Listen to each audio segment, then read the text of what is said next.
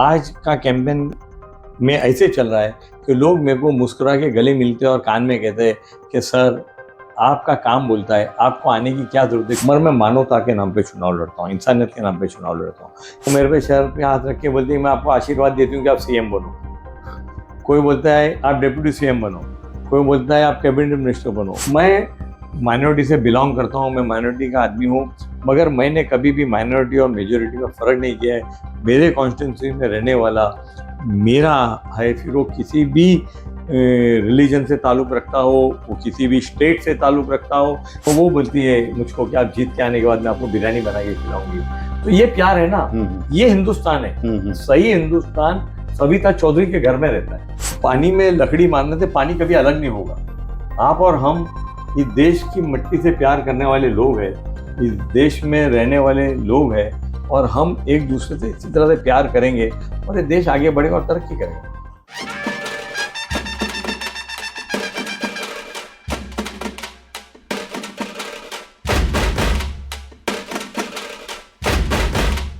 नमस्कार दोस्तों, आज हम ऐसे शख्स का मुलाकात दे रहे हैं जिनका काम बोलता है, जिनका नाम बोलता है। मुंबा देवी एक मतदार संघ है पूरे मुंबई में कि इस मुंबई नगरी में जो भी कोई पहला आता है वो पहला मुंबा देवी में आता है, दर्शन करता है, बाद में उसके काम के तरीके अलग हो जाते हैं। आज ऐसे जगह के मतदार संघ में हम लोग अमीन पटेल साहब का मुलाकात दे रहे हैं। अमीन पटेल साहब, आपका तो डेमोक्रेसी में बहुत स्वागत है। Thank you. मैं भी आपका शुक्रिया अदा करता हूँ। Thank you.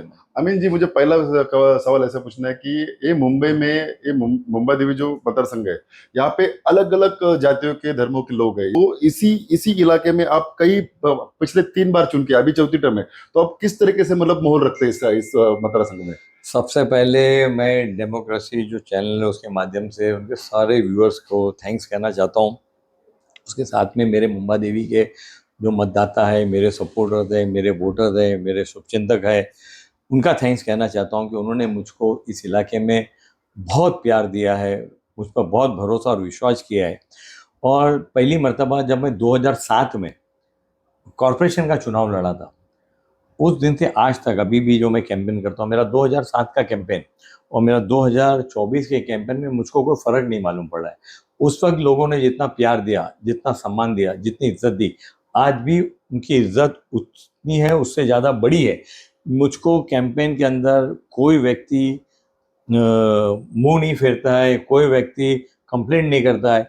आज का कैंपेन में ऐसे चल रहा है कि लोग मेरे को मुस्कुरा के गले मिलते हैं और कान में कहते हैं कि सर आपका काम बोलता है, आपको आने की क्या ज़रूरत है, क्यों इतनी धूप में मेहनत करते हो, क्यों अपना कलर जो है वो डार्क करते हो, आप हंसते रहो, हम आपके साथ में, हम आपको लास्ट टाइम के ज़्यादा वोटों से इस बार जिताएंगे। सर, ये मुंबा देवी मतदार संघ में अभी शिवसेना की कैंडिडेट बन गई है शहनाई इंसे जी, वो आपको मतलब चुनौती देने के लिए खड़ी है, उसके बारे में क्या कहेंगे? देखिए, ऐसा है कि हम लोग डेमोक्रेटिक कंट्री में है, इंडिया का डेमोक्रेसी वर्ल्ड में फेमस है, और जहाँ तक कांग्रेस का जो सिद्धांत है, मूलभूत सिद्धांत है, जो बेसिक जो कांग्रेस जिसके ऊपर है, वो है संविधान, वो है कॉन्स्टिट्यूशन। और कॉन्स्टिट्यूशन राइट देता है कि जो व्यक्ति इलेक्शन लड़ना चाहे उसको इलेक्शन लड़ना चाहिए। सहना एनसी का वेलकम है, उसका स्वागत है, और मेरे उनसे भी अच्छे ताल्लुकात है, कोई ऐसी बात नहीं है। मगर मेरे सामने जो भी कैंडिडेट इलेक्शन लड़ता है, मैं कभी किसी अपने अपोनेंट को, पार्टी की लाइन डिफरेंट होती है, विचारधारा डिफरेंट होती है, मगर मैं मानवता के नाम पे चुनाव लड़ता हूँ, इंसानियत के नाम पे चुनाव लड़ता हूँ।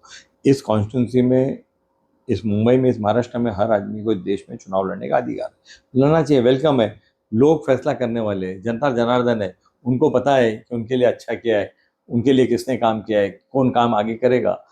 मैं अपने लोगों से सेटिस्फाई हूँ, लोग मुझसे सेटिस्फाई है, यही मेरी सबसे बड़ी जीत है। आपने देखा है कि जो प्रजा फाउंडेशन है वो 11 मरतबा का उनका सर्वे है और 6 मरतबा मुझको नंबर 1 रैंक करता है।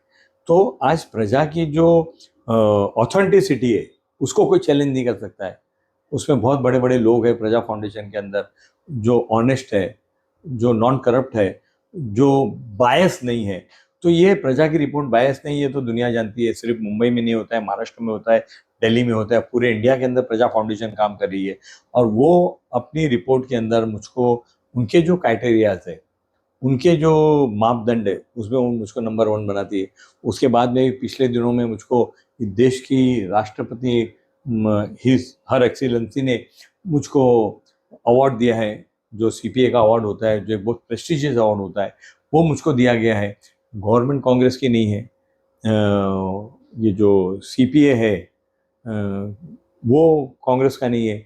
ये सब इंडिविजुअल एजेंसीज है जो निष्पक्ष फैसला करती है कि हमको किसको रैंक करना है, हमको किसको अवार्ड देना है। तो ये सर्टिफिकेट है जो मेरे लोगों ने मुझ पर विश्वास रखा है, उसके ऊपर डबल रबर स्टैम्प लगाने का काम, उस जो जन आदेश जो मुझको मिला है, जो जन सम्मान जो मुझको मेरे लोगों ने दिया है, उसमें डबल स्टैम्प है।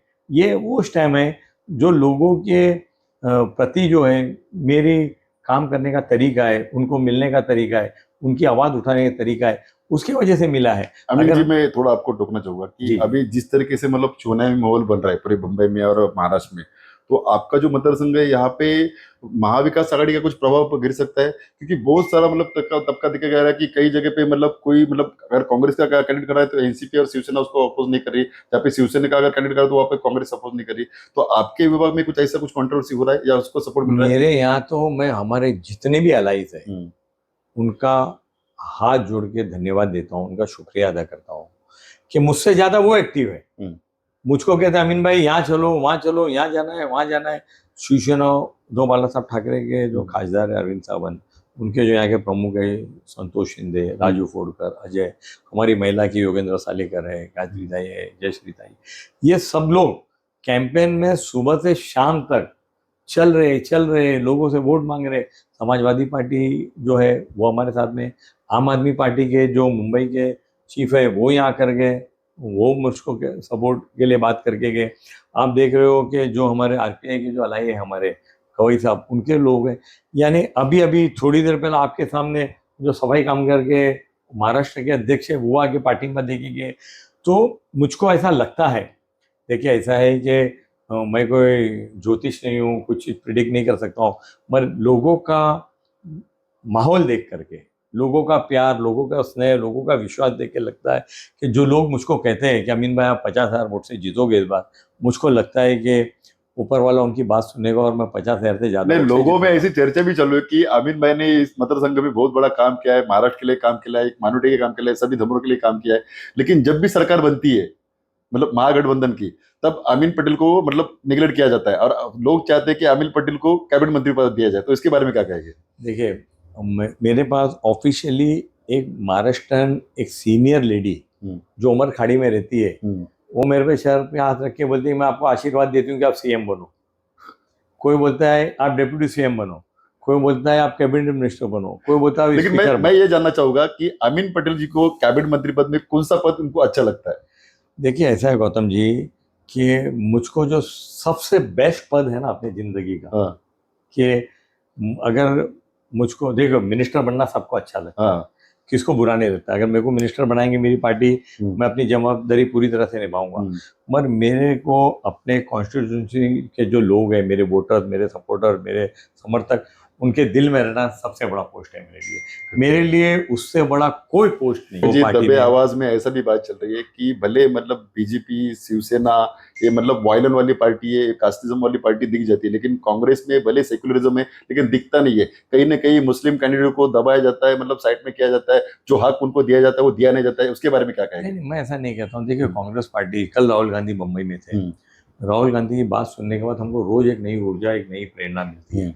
और राहुल गांधी जी बात करते हैं कि अगर हमारी गवर्नमेंट आती है तो हम सेंसस करेंगे, महाराष्ट्र में सेंसस करेंगे। सेंसस क्यों करवाना चाहते हैं Rahul Gandhi? What is the need to do census? The need is that कि जब सेंसस होगा तो कितनी किसकी भागीदारी है वो पता चलेगा, हिस्सेदारी वो पता चलेगा। सेंसस जो लोग हैं उनको उनका हक देने के लिए बहुत बड़ा टूल है, बहुत बड़ा साधन है। सेंसस होना चाहिए और जिसकी जितनी संख्या है उतनी उनको हिस्सेदारी मिलना चाहिए। मैं माइनॉरिटी से बिलोंग करता हूँ, मैं माइनॉरिटी का आदमी हूँ, मगर मैंने कभी भी माइनॉरिटी और मेजॉरिटी में फ़र्क नहीं किया है। मेरे कॉन्स्टिट्यूंसी में रहने वाला मेरा है, फिर वो किसी भी रिलीजन से ताल्लुक़ रखता हो, वो किसी भी स्टेट से ताल्लुक़ रखता हो, यहाँ तक कि वो किसी भी पार्टी से ताल्लुक़ रखता हो, इस ऑफिस में बैठकर मेरे पास डॉक्यूमेंट्री एविडेंस है कि जो लोग हमारी पार्टी के नहीं हैं, जो चुनाव में मेरे खिलाफ मेरे विरोध प्रचार करते, उन्होंने भी जो लेटर भेजा है उनका भी काम मैंने 100% करके दिया हूँ। क्यों? कि जो काम है वो मेरे मतदार संघ में रहने वाला एक व्यक्ति का काम है, और वो व्यक्ति जो है, वो वोटर जो है, वो किसी भी पार्टी का नहीं हो सकता। उसकी चॉइस हो सकती है कि अमीन पटेल को वोट देना है या नहीं देना है, मगर अमीन पटेल एमएलए बनने के बाद में उसके लिए जो 2,30,000 35,000 वोटर है या 3-3.5 लाख का पॉपुलेशन है, वो सब अमीन पटेल की जवाबदारी और अमीन पटेल की जिम्मेदारी है। जब वो मेरे पास आएंगे मैं उनका काम करूंगा। अमित जी, पिछले कई कई मतलब सालों से, कई महीनों से एक पूरे देश में, महाराष्ट्र में एक अलग तरह का सा माहौल चल रहा है। हिजाब को लेके कुछ लोग अपनी बात रख रहे हैं, या अजान को लेके अपनी बात रख रहे हैं। तो आप इसके बारे में क्या कहना चाहिए? देखिए, एक तरफ तो हमारी बहन को लाडली कहा जा रहा है कि हमारी लाडली बहन है, और वो जो पहनना चाहती है उसको पहनने नहीं दिया जा रहा है, तो बहन लाडली कैसे होगी? आज अब हिजाब के लिए लोग ऑब्जेक्शन ले रहे हैं, कॉलेजों में कहा जा रहा है कि आप हिजाब पहन के नहीं आ सकते हो। अब वो बहन उस कपड़े में, अपने उस लिबास में, अपने उस कल्चर में वो कंफर्टेबल है, वो कंफर्टेबल रहना चाहिए उसको। हमको, हम एक डेमोक्रेटिक कंट्री में रहते हैं, हमारा संविधान है, जिस संविधान ने हमको जीने का अधिकार दिया है, तरीका दिया है। अब पिछले दिनों में वो ट्रेन में एक हमारे चाचा को बहुत बेरहमी से मारा गया। क्या गलती थी उस आदमी की? क्या गलती थी? उस आदमी को इतना बेरहमी से मारा जा रहा है। ये आज से पहले, अच्छा मैं आपको बताना चाहता हूँ गौतम जी, बहुत कम लोग हैं जो इस तरह की हरकत करते हैं, मगर मैं जब एरिया में जाता हूँ, अब परसों मुझको एक हमारी बहन यहाँ वाड़ी बंदर के स्लम में रहती है, वो जिद करके मुझको खाना खाने के लिए बुलाई कि अमीन भाई आप मेरे घर पे खाना खाओ। 50 स्क्वायर फुट का घर है उसका, स्लम के अंदर, हाउस कीपिंग एजेंसी में वो काम करती है।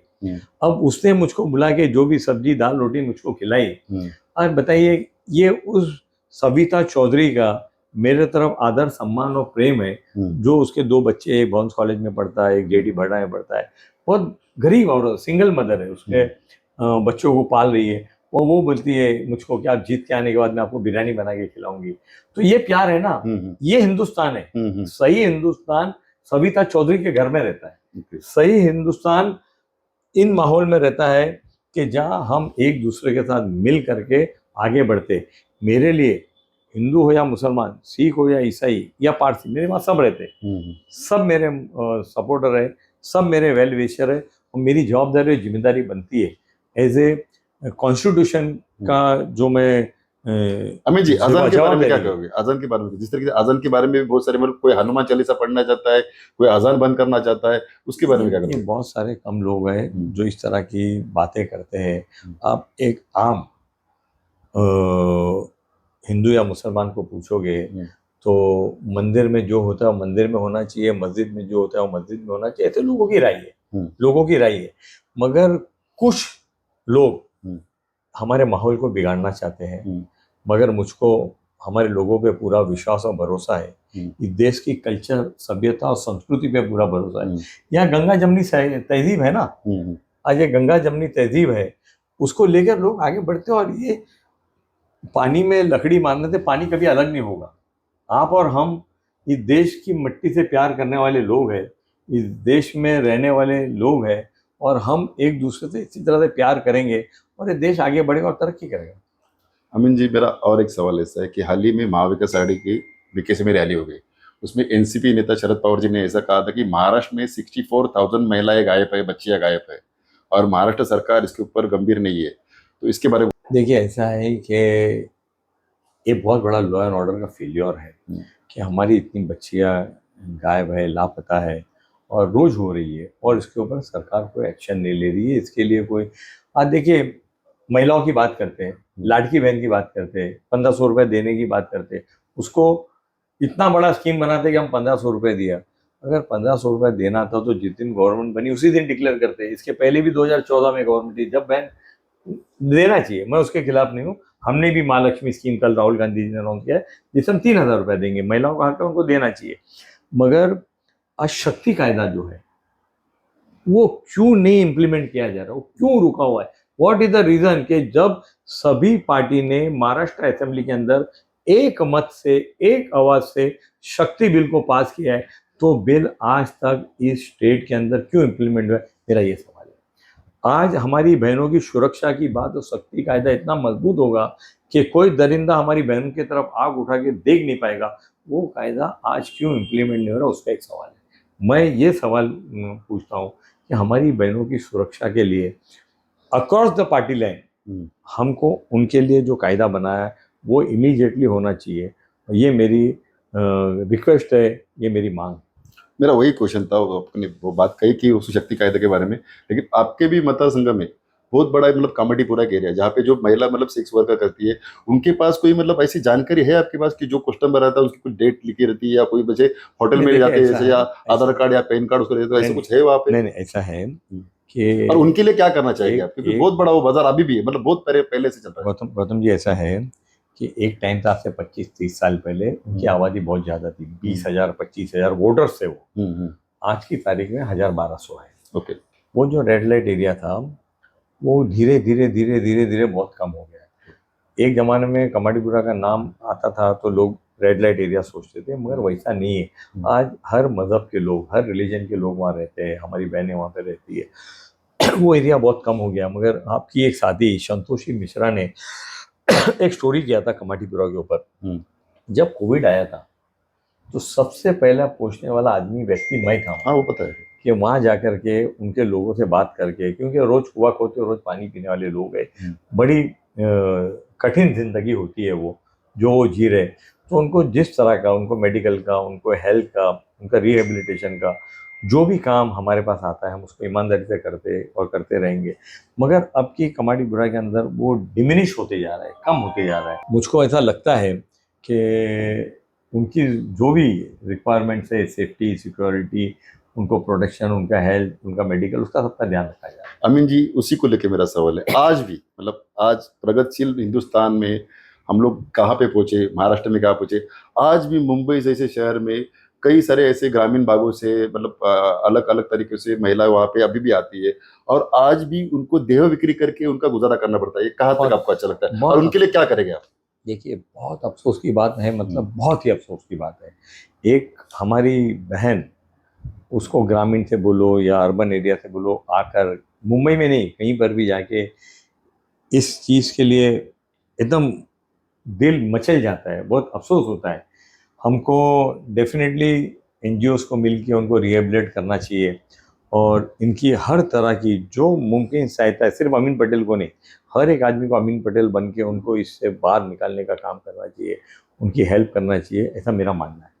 अमीन जी, आपके वोटर्स को क्या संदेश देना चाहेंगे आप? मैं अपने वोटर्स को यही कहना चाहता हूँ कि थैंक यू अगर मैं कहता हूँ तो बहुत छोटा शब्द है, बहुत छोटा शब्द। मैं थैंक यू करके मैं अपनी जिम्मेदारी ख़त्म नहीं करना चाहता हूँ। आपने मुझको बहुत प्यार किया है, बहुत स्नेह दिया है, बहुत सम्मान दिया है, बहुत आशीर्वाद दिए, बहुत दुआएं दी है। आप वैसे ही देते रहिए, और हमारा और आपका संबंध जो है एक परिवार का संबंध है, और एक परिवार के संबंध में हम दोनों खुश रहेंगे, मैं उसका आपको आश्वासन देता हूँ। आने वाले 20 तारीख को आपका वादा जो आप हर बार करते हो मुझसे, और उसके बदले में जो मैं वादा करता हूँ, हम दोनों का वादा, हमारा साथ साथ मिल करके हम इस मुंबा देवी में और मुंबई में और महाराष्ट्र में मुंबा देवी असेंबली को एक मिसाल बनाएंगे। आपने जो मुझको वादा किया है कि आप मुझको 50,000 वोटों से जिताएंगे, मैं यकीन है मुझको कि आप अपना वादा पूरा करेंगे। धन्यवाद अमीन जी। ये थे अमीन पटेल जी कि इन्होंने बहुत मतलब सही दिल से बेधड़क करके हमें हमारी सब बातों का उन्होंने जवाब दिया है, और आने वाले दिनों में जनता भी चाहते है कि अमीन पटेल जैसे व्यक्ति असेंबली में दिखे, कैबिनेट में दिखे, और जनता की जो भी डिमांड है पूरी करिए। अगर आपको हमारा ये एपिसोड अच्छा लगा तो लाइक करिए, शेयर करिए। धन्यवाद।